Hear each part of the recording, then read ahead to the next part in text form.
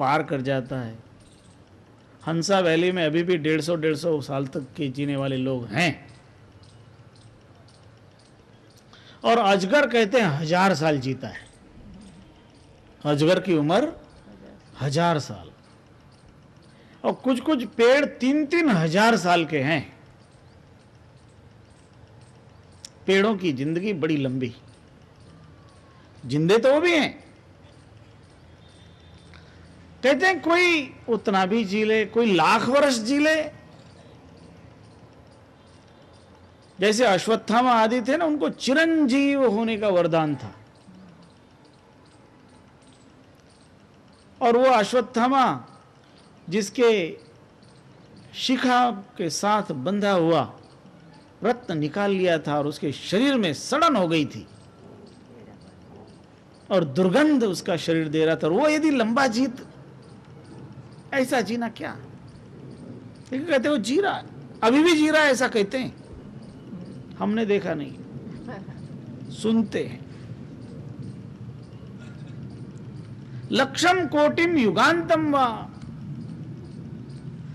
लोमश ऋषि जैसा कोई युग युगों पर्यंत जिए, कल्प तक जिए, तो भी अंत में देह का त्याग तो करना पड़ेगा। इस युग में 100 साल की जिंदगी मानी जाती है। लेकिन जो पूर्व के युग थे ना, द्वापर युग, त्रेता युग, उन युगों में मनुष्य की उम्र बड़ी लंबी लंबी होती थी। कहते हैं त्रेता युग में जब राजा दशरथ की उम्र 60,000 साल की हुई, 60,000 वर्ष की अवस्था हुई, तब उनकी दाढ़ी का एक बाल पका। तो उनकी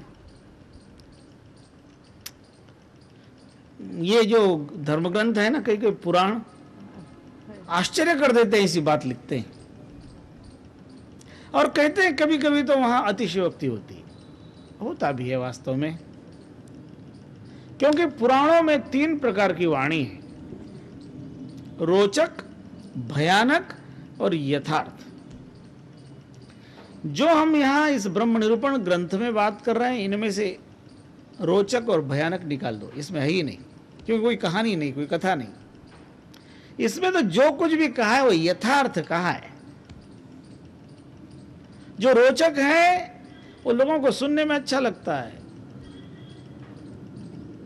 और जो भयानक है उसको सुन के डर लगता है। इस दुनिया में बहुत सारे लोग ऐसे कार्य डर के मारे भी करते हैं, भय लगता है। जैसे गरुड़ पुराण में वर्णन आता है, नरकों का वर्णन आता है। वो नरक ऐसा है, कुंभिपाक नरक ऐसा है, उसमें ये दुर्गति होती है। और लोग उस नरक के भय से, ऐसा नरक में अपने को न जाना पड़े, इसलिए कुछ पुण्य करते हैं। किसी भी बहाने पुण्य करता है ना, अच्छा है, किसी भी बहाने करे। क्योंकि शास्त्रों का एक वचन बड़ा सुंदर है। जब शिष्य गुरु के पास से ज्ञान लेकर के गृहस्थाश्रम में प्रवेश करने के लिए जाने लगता है, तब गुरु उसे दीक्षांत उपदेश करता है। तो वहां एक पंक्ति कही है, श्रद्धया देयम, श्रद्धया देयम, कहते हैं तुम श्रद्धा से देना। फिर उसके साथ ही दूसरा वाक्य लिखा है, उसके डबल अर्थ होते हैं। उसके बाद का वाक्य लिखा, श्रद्धया देयम अश्रद्धया देयम। मश्रद्धया में जो म है वो तो देयम के साथ चला गया, फिर रहा अश्रद्धया देयम। अब इसके डबल अर्थ करते हैं लोग। कहते हैं इसका एक अर्थ है श्रद्धा नहीं है तो भी दो, और दूसरा अर्थ है अश्रद्धया अदेयम, किसी को भी अश्रद्धा से मत दो, श्रद्धा से दो। हम कहते हैं ये दोनों अर्थ सही है। तुम्हें श्रद्धा है तब भी दो, श्रद्धा नहीं है तब भी दो, अरे देने के लिए हाथ ऊंचा तो करो। क्योंकि इस मनुष्य को देना सीखना जरूरी है। एक बार मनुष्य का प्रतिनिधि, राक्षसों का प्रतिनिधि और देवताओं का प्रतिनिधि, ये तीनों भगवान के पास पहुंचे और भगवान को कहने लगे, हे भगवान, हमारे इस जीवन का भला हो उसके लिए आप कुछ उपदेश कीजिए। तो भगवान ने कहा, द द द, उपदेश दिया, द द द। तीनों चल पड़े। एक अक्षर गुरुदेव का ताका अनंत विचार, थाके मुनिजन पंडिता वेद न पावे पार। एक अक्षर में ही कितना भरा है। तीनों ने जब ये द अक्षर सुना तो तीनों चल पड़े। तो उसमें से देवता विचार करने लगे कि परमात्मा ने अपने को द कहा है, इसका अर्थ क्या, जिससे हमारा भला कैसे होगा द से। तो देवताओं का प्रतिनिधि उस द का अर्थ लगाने लगा अपने से, और विचार करते करते उसको यह अर्थ समझ में आया कि परमात्मा ने जो द कहा है उसका अर्थ है दमन। कहा कि हम देवता लोग इंद्रियों में, इंद्रियों के विषयों में आसक्त बहुत रहते हैं, सुख में बहुत आसक्त रहते हैं। इसलिए परमात्मा कहता है तुम अपने इंद्रियों का दमन करो तो तुम्हारा कल्याण हो जाएगा। भोग में आसक्त मत रहो, अतिशय भोगासक्ति दुर्गति को प्राप्त कराती है, इसलिए तुम इंद्रियों का दमन करो। लेकिन उसे लगा कि मैंने जो अर्थ समझा वो सही है कि नहीं, जरा परमात्मा से पूछा हूं। इसलिए वापस परमात्मा के पास पहुंचा और परमात्मा से कहने लगा कि हे भगवान, आपने कहा था द, तो मुझे लगता है उस द का आपका आशय यह रहा है कि हम देवता लोग इंद्रियों का दमन करें। बात सही है? परमात्मा कहते हाँ बिल्कुल तुम सही समझ गए। देवता प्रसन्न होकर चला गया। दूसरा प्रतिनिधि था राक्षसों का, उसको यह मंत्र मिला था द। उसने विचार किया कि देव परमात्मा ने हमको द ये मंत्र दिया है, तो इस द का वास्तविक अर्थ क्या। तो राक्षसों का प्रतिनिधि विचार करने लगा कि हम लोग राक्षस बड़े क्रूर हैं,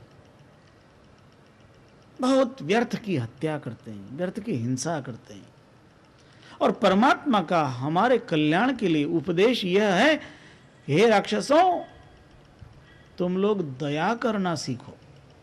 द का अर्थ है दया। राक्षस विचार करने लगा कि मैंने जो अर्थ समझा है क्या यह वास्तव में सही है, मैं परमात्मा से पूछ लूं। लौटकर वो परमात्मा के पास पहुंचा और परमात्मा से कहने लगा कि हे परमात्मन, आपने जो द उपदेश दिया है, मुझे ऐसा लगता है उस उपदेश से अब हम राक्षसों को कहना चाहते हैं कि तुम क्रूरता छोड़ दो और दया करो। क्या यह सही है? परमात्मा ने कहा बिल्कुल सही है। अंत में आया मनुष्यों का प्रतिनिधि, उसको द मंत्र सुनाई पड़ा था। वो विचार करने लगा कि परमात्मा ने हमें द कहा है, इस द का मतलब क्या। वो विचार करने लगा। विचार करते करते उसके अंतःस्फुरण एक विचार उसके मन में आया, वो यह कि हम इंसान लोग बहुत कंजूस हैं, हम मनुष्य लोग बड़े लोभी हैं, पकड़े रखते हैं, छोड़ते जल्दी नहीं। और परमात्मा कहता है कि तुम तेरे पास आए हुए धन को पकड़ के मत रखो, बहुत ज्यादा लोभ मत करो, दान करना सीखो, दान करना सीखो। उस द का मतलब है दान। और उसने जाकर परमात्मा से पूछा कि हे परमात्मा, क्या मैंने अर्थ सही लगाया? तो परमात्मा ने कहा तुमने ही सही अर्थ लगाया। इसलिए मनुष्यों के लिए कहा गया है कि देना सीखो, देना सीखो। दान। और जो दान करने वाला है वो तो उदार होता है। उदार व्यक्ति धन को तिनके के समान मानता है। उदारस्य तृणम वित्तम, शूरस्य मरणम तृणम, विरक्तस्य तृणम भार्या, निष्पृहस्य तृणम जगत। जो उदार व्यक्ति होता है वो धन को तिनके के समान समझकर बांटता जाता है, देता जाता है। उदार है, उसकी उदारता का परिणाम है कि वो देता है। जो कंजूस होगा ना, उसके हाथ में रुपया होगा और आरती में डालने का टाइम आ जाएगा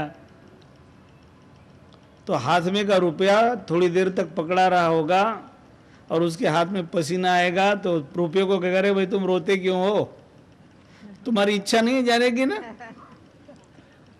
वापस खीसे में डाल देगा, क्योंकि लोभ है। और जो उदार होगा डाल देगा। मनुष्य के भीतर उदारता होनी चाहिए,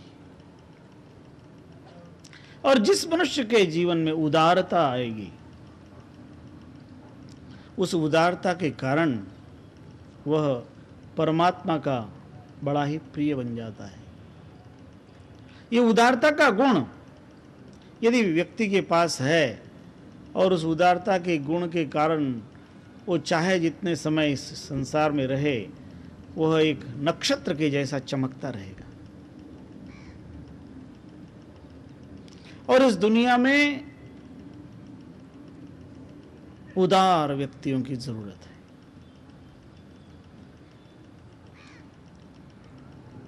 धर्मदास जी ऐसे ही उदार महापुरुष थे, इसलिए तो उन्होंने सद्गुरु की सेवा में 56 कोटि संपत्ति का दान किया।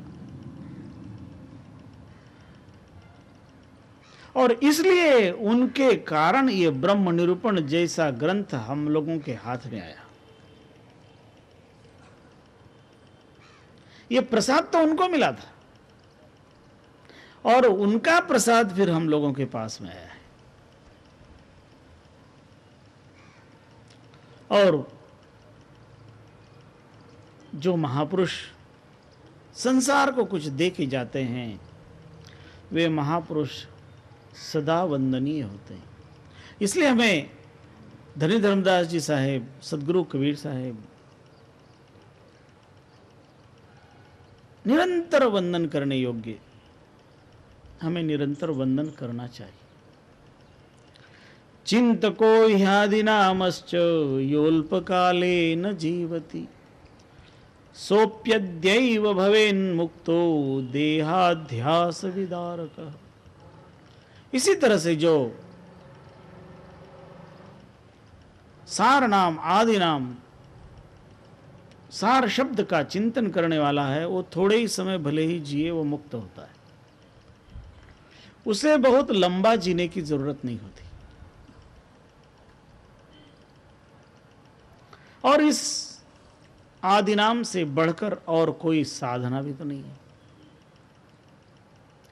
नान्यदाराधनम श्रेष्ठम त्वादि नाम समम प्रियम, नो वसंति पुनर्गर्भम तदाराधन कारका। यद ब्रह्म सच्चिदानंदम तदेव त्वादि नाम ही, इच्छारूपी जगद्धात्री कारणम चाप्य संगकम। और जिसे आदि नाम कहते हैं, जिसे सार शब्द कहते हैं, वह सच्चिदानंद ब्रह्म स्वयं है। उस सच्चिदानंद ब्रह्म का जिसने भी साक्षात किया फिर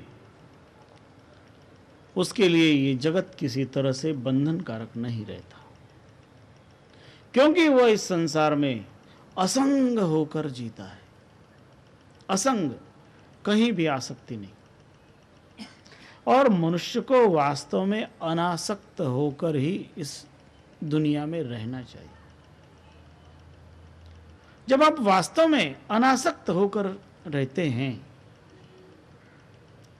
when you live in the world with total detachment, then what you get? you never have any kind of stress, because the stress is always created by attachment. आसक्ति ही वो दुख का कारण बनती है। और जब आपने आसक्ति छोड़ दी, जब आप टोटली डिटैच्ड हो गए, अनासक्त हो गए, तब दुख कहां? जब हम किसी को अपना मानते हैं तो अपना मानने के कारण उसके साथ हमारा सुख दुख जुटता है। लेकिन कभी कोई आपका होने के बावजूद भी जब आपको उसकी जानकारी ना हो कि ये मेरा है, और वह यदि वहां आता है और वह दुखी होता है, तो भी आपको दुख नहीं होता। एक बच्चा हॉस्पिटल में से उठा लिया गया। कभी कभी ऐसा होता है, हॉस्पिटलों में छोटे से बच्चों की लोग चोरी करते हैं। तो ऐसे एक छोटा सा बच्चा चुरा लिया गया, और वो चुराया हुआ बच्चा किसी व्यक्ति ने उसको पाला था, और बड़े प्रेम से पाला था। और उस बच्चे के माता पिता और वो बच्चा भी यात्रा में जा रहे थे, और एक्सीडेंट हुआ। एक्सीडेंट में उस बच्चे के पालक माता पिता गुजर गए। वो बच्चा अकेला रास्ते पे खड़ा है, वो भी घायल होके पड़ा है। इतने में एक दूसरी गाड़ी आई,